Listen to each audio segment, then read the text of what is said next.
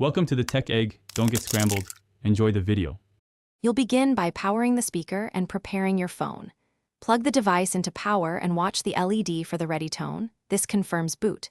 Once done, make sure your phone is on the same Wi-Fi network. Many speakers work best on 4 GHz, and open the Google Home app.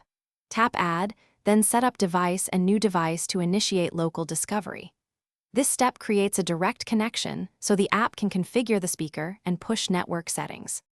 Once the app detects your speaker, tap the device entry and confirm the short code shown on the speaker's chime or LED. This prevents accidental pairing.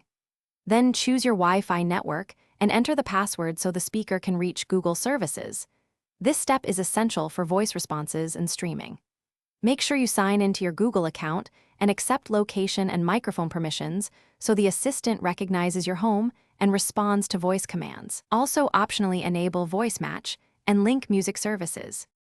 Finish by running the audio test in the app to verify voice and playback work.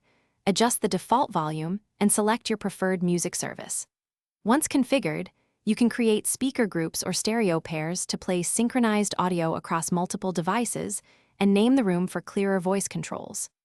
If the speaker won't connect, restart the router and phone, confirm Wi-Fi credentials, and only then perform a factory reset. This resolves most persistent pairing or firmware issues without unnecessary steps. Thanks for watching. Consider subscribing if I helped unscramble your problems.